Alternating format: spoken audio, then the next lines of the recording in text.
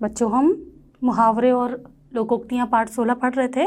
उसी में हम प्रश्नावली में आगे बढ़ते हैं। प्रश्नावली हमने सॉल्व की थी। अब हम घ प्रश्न करेंगे कि सही मिलान कीजिए। प्रश्न नंबर घ, सही मिलान कीजिए। अब देखिए, मैं यहाँ पर सही के सामने जो भी मुहावरे या लोकोक्ति का सही जो है वो लिख दूंगी और आप चलिए। पहला है काला अक्षर भैंस बराबर। भैंस बराबर।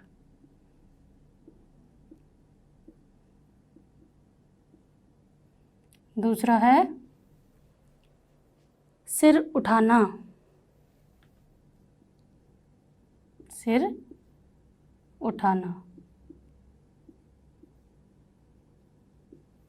फिर तीसरा है बच्चों होश उड़ना।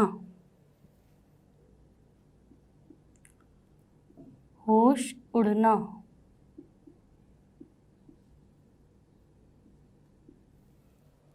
फिर कंधे से कंधा मिलाना। कंधे से कंधा मिलाना।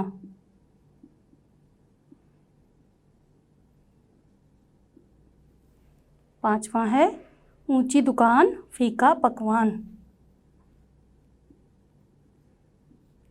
ऊंची दुकान फीका पकवान।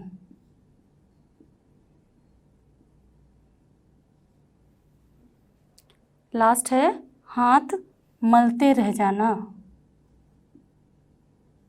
हाथ मलते रह जाना। अब देखिए, जैसे ही किताब में लिखे वैसे ही मैं लिखूंगी, फिर इसको हम मिला लेंगे। पहला इसमें है पछताना।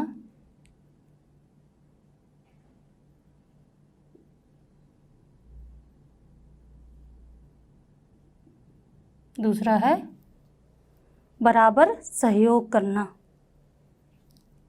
बराबर सहयोग करना।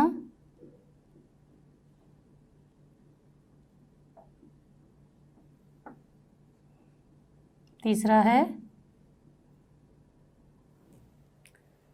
है ऊपरी दिखावा। ऊपरी दिखावा। अगला है इसमें चौथा बिल्कुल अनपढ़।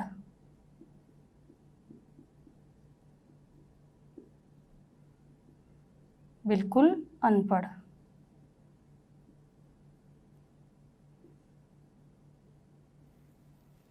फिर पांचवा है विद्रोह करना।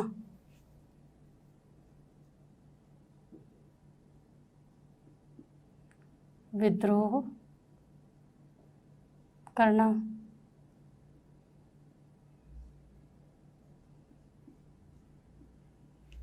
छठा है घबरा जाना।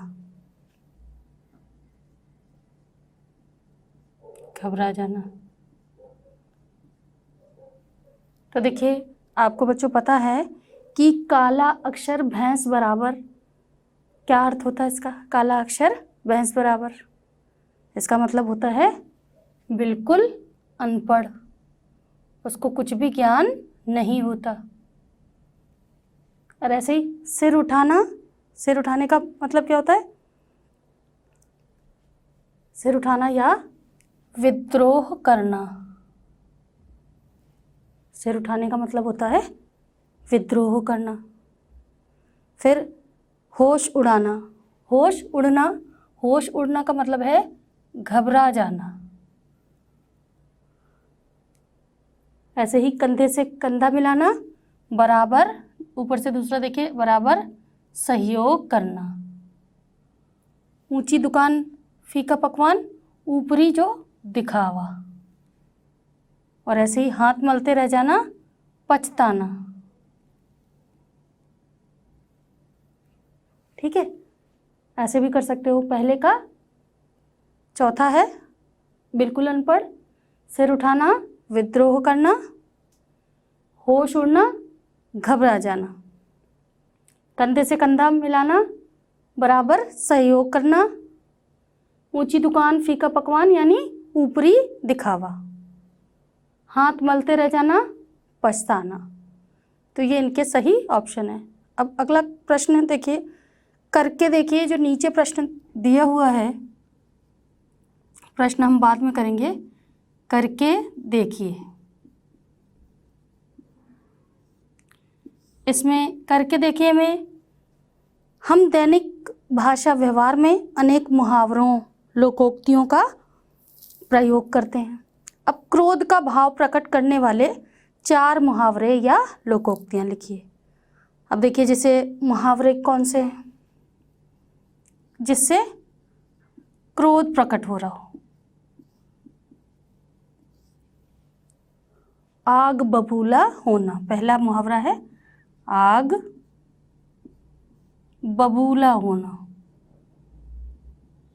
आग बबूला यानी क्रोधित होना बहुत। दूसरा है इसमें खून का प्यासा होना।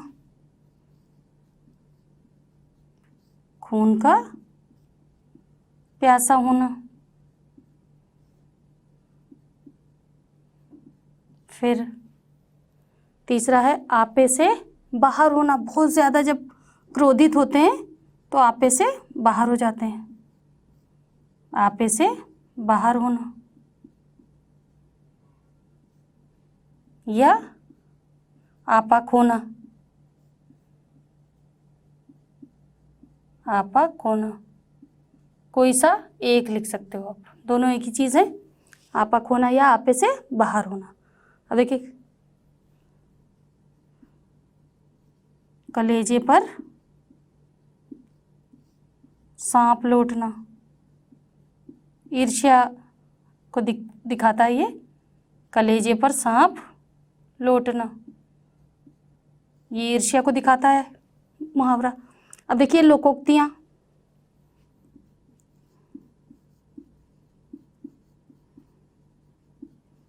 लोकोक्तियाँ, पहली लोकोक्ति है खिसियानी बिल्ली खंभा नोचे। खिसियानी बिल्ली खंभा नोचे।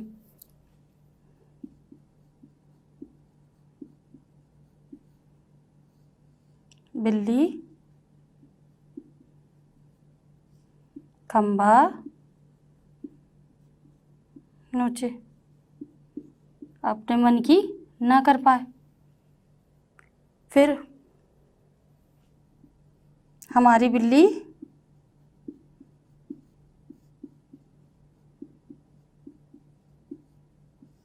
हम ही को म्याऊं।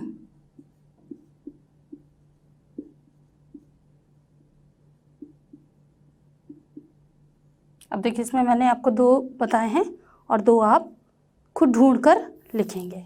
आपको आपकी व्याकरण की किताबों में भी मिल जाएंगे और आप बाहर से भी ढूंढकर नेट से सर्च करके भी लिख सकते हो। ऐसे ही आप अब जो मैंने लिखाए हैं उसके दूसरे आप ढूंढ के लिखेंगे। ठीक है, तो ये हमारा यहाँ पर प्रश्नावली समाप्त हो रही है। प्रश्न उत्तर देखिए, निम्नलिखित प्रश्नों के उत्तर दीजिए।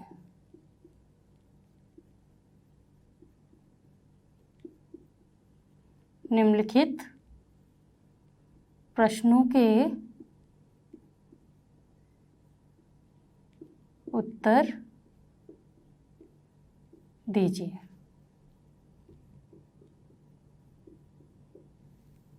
अब इसमें पहला प्रश्न है कि मुहावरे की परिभाषा उदाहरण सहित दीजिए। अब मुहावरे की परिभाषा क्या है? मुहावरे की परिभाषा क्या है कि जो वाक्यांश अपने साधारण अर्थ को छोड़कर किसी विशेष अर्थ को की अभिव्यक्ति करें उन्हें मुहावरा कहते हैं। तो लिखेंगे हम क्वेश्चन, मुहावरे की परिभाषा उदाहरण सहित दीजिए। प्रश्न 1 है, मुहावरे की परिभाषा उदाहरण सहित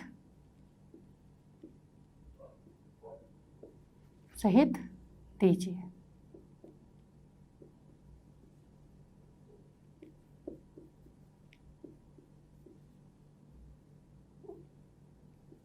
मुहावरे की परिभाषा उदाहरण सहित दीजिए। अब इसका उत्तर लिखेंगे हम। मुहावरा,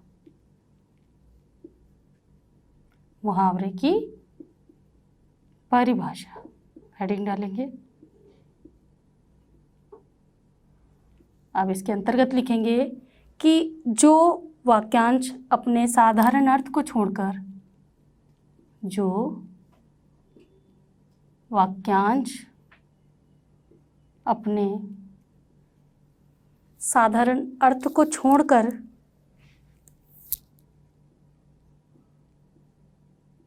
साधारण अर्थ को छोड़कर किसी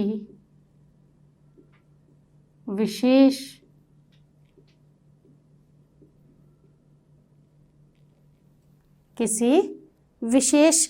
अर्थ की अभिव्यक्ति करे,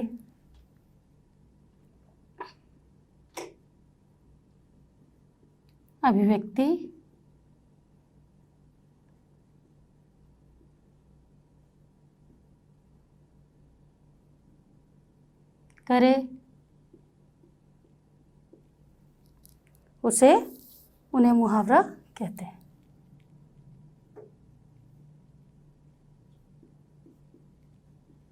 मुहावरा कहते हैं। अब देखिए प्रश्न कि मुहावरे जो वाक्यांश अपने साधारण अर्थ को छोड़कर किसी विशेष अर्थ की अभिव्यक्ति करे उन्हें मुहावरा कहते हैं। अब इसमें उदाहरण लिखेंगे, जैसे उदाहरण,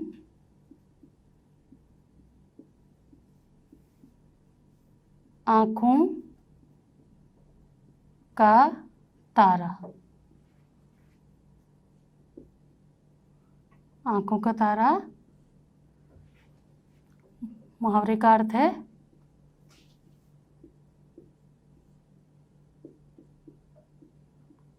है बहुत प्यारा।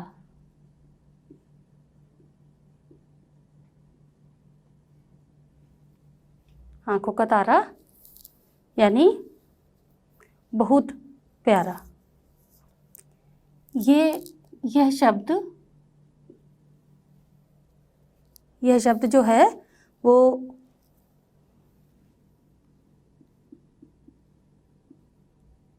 शाब्दिक अर्थ न देकर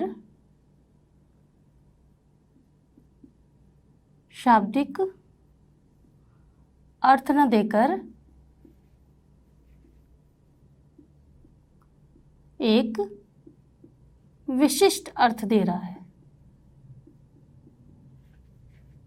एक विशिष्ट अर्थ दे रहा है।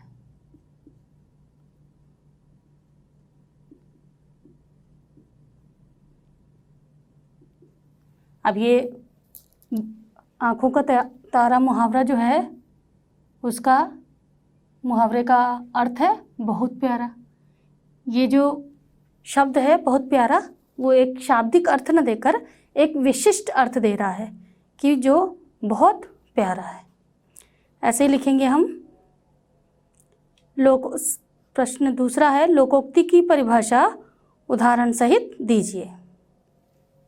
प्रश्न 2 है, लोकोक्ति की परिभाषा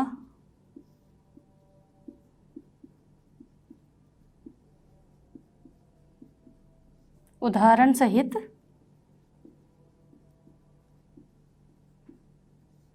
सहित दीजिए।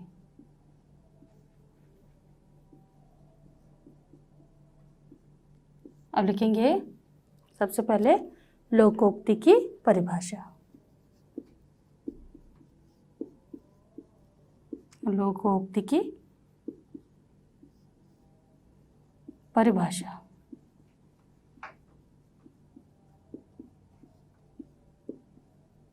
ऐसे हेडिंग डाल के लिखेंगे सबसे पहले लोकोक्ति की परिभाषा, फिर उसमें लिखेंगे लोकोक्ति का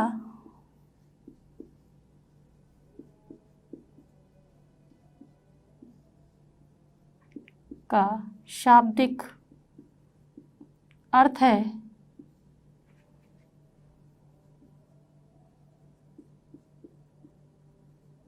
लोक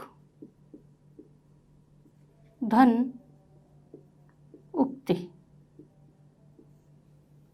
लोक धन उक्ति अर्थात समाज में प्रचलित कहावत, अर्थात समाज में प्रचलित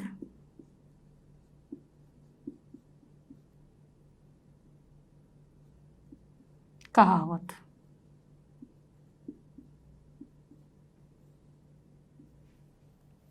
लोकोक्ति का शाब्दिक अर्थ है लोक धन उक्ति अर्थात समाज में प्रचलित कहावत। अब देखिए जैसे समाज में प्रचलित कथन को ही लोकोक्ति कहते हैं। में प्रचलित जो कथन होता है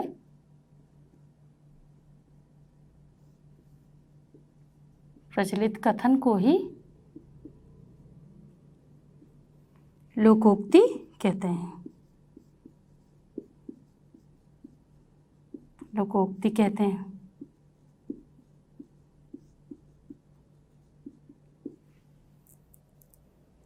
ठीक है, ये आपका लोकोक्ति की परिभाषा होगा कि लोकोक्ति का शाब्दिक अर्थ है लोक धन उक्ति अर्थात समाज में प्रचलित कहावत। समाज में प्रचलित कथन को ही लोकोक्ति कहते हैं। अब देखिए जैसे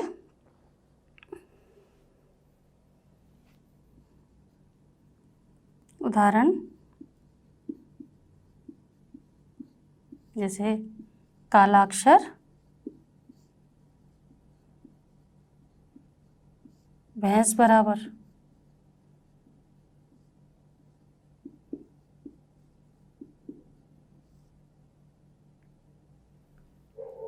काला अक्षर भैंस बराबर। और खरबूजे को देखकर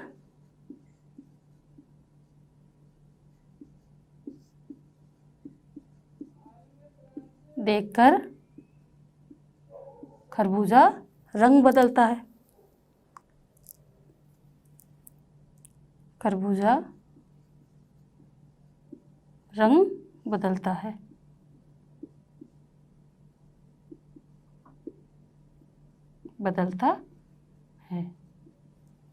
ये आपकी दो उदाहरण है।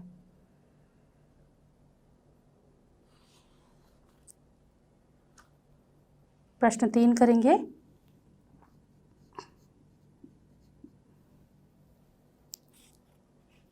अब प्रश्न 3 है मुहावरे और लोकोक्तियों में अंतर स्पष्ट कीजिए।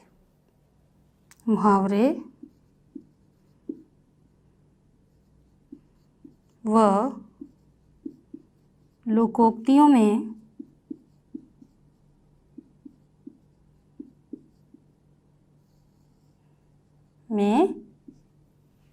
मुहावरे और लोकोक्तियों में अंतर स्पष्ट कीजिए।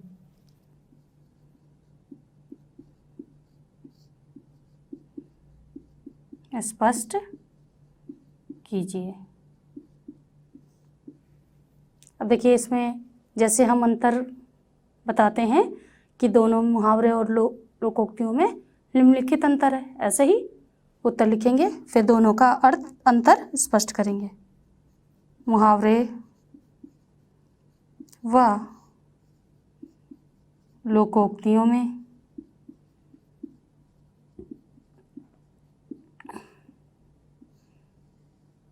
निम्नलिखित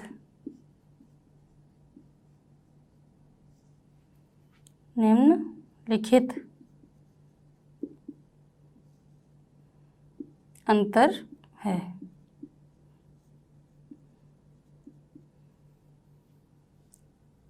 अब एक तरफ हम मुहावरे डालेंगे और दूसरी तरफ लोकोक्ति।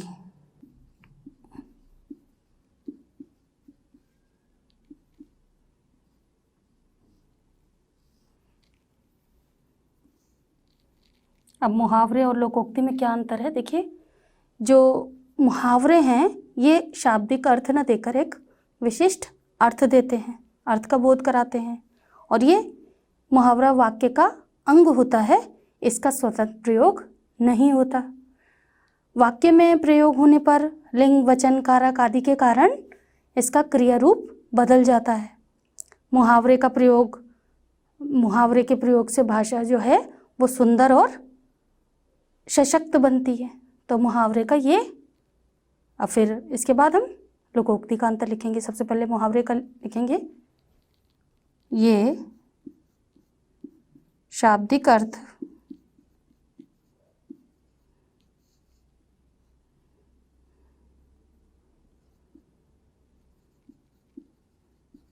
न देकर विशिष्ट अर्थ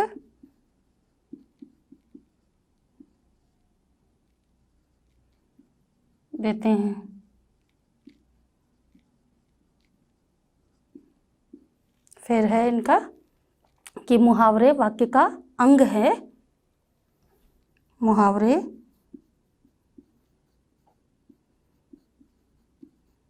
वाक्य का अंग है।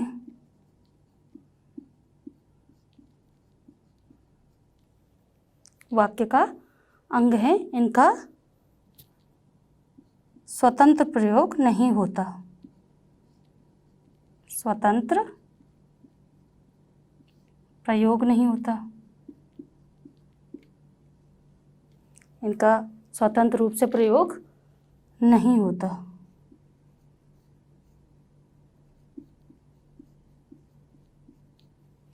फिर देखिए, इनका मुहावरों के प्रयोग से भाषा सुंदर और सशक्त बनती है। मुहावरों के प्रयोग से भाषा सुंदर एवं सशक्त, सुंदर एवं सशक्त बनती है।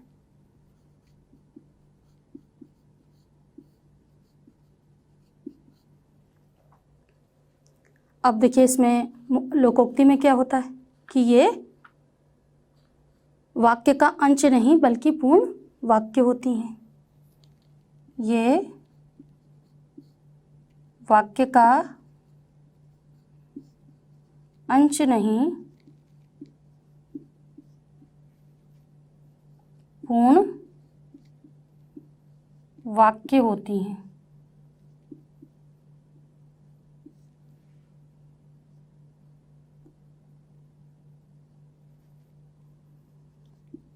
लोकोक्तियां जो हैं वो वाक्य का अंश नहीं, पूर्ण वाक्य, अपने आप में पूर्ण वाक्य होती हैं। अब ये शाब्दिक और विशिष्ट दोनों अर्थ देती हैं।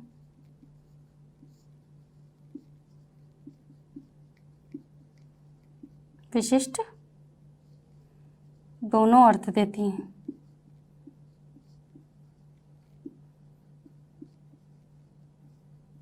दोनों अर्थ देती हैं। ये शाब्दिक अर्थ भी देती हैं, मुहावरे विशिष्ट अर्थ देते हैं। ये शाब्दिक और विशिष्ट दोनों अर्थ देती हैं। और ये कथन की पुष्टि के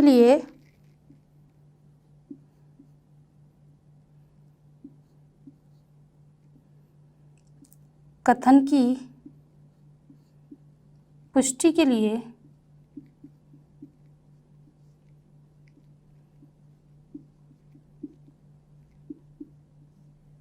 ये कथन की पुष्टि के लिए समय समय पर उपदेश आदि के लिए, या समय समय पर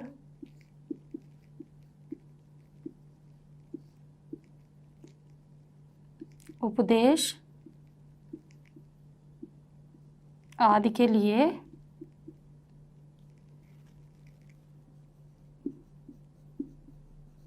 प्रयोग की जाती हैं। प्रयोग की जाती हैं।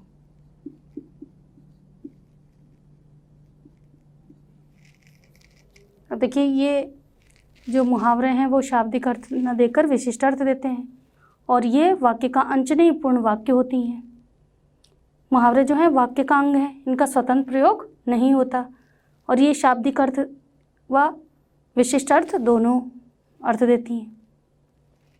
अब इनका मुहावरों के प्रयोग से भाषा सुंदर और सशक्त बनती है। ये कथन की पुष्टि के लिए या समय समय पर उपदेश आदि के लिए प्रयोग की जाती हैं। तो इन दोनों में इतना ही अंतर है। तो बच्चों, ये पाठ आपका समाप्त हुआ, मुहावरे और लोकोक्तियाँ। प्रश्नों के उत्तर आप याद कर लें और मुहावरों को लिखकर उनके अर्थ भी याद करें, और अर्थ याद करने के साथ उनका वाक्यों में भी प्रयोग करना सीखें, क्योंकि वाक्य में प्रयोग करके ही सही अर्थ जो है वो स्पष्ट होता है। तो बच्चों, इस वीडियो में इतना ही। आगे वीडियो में हम अगला पाठ पढ़ेंगे। धन्यवाद।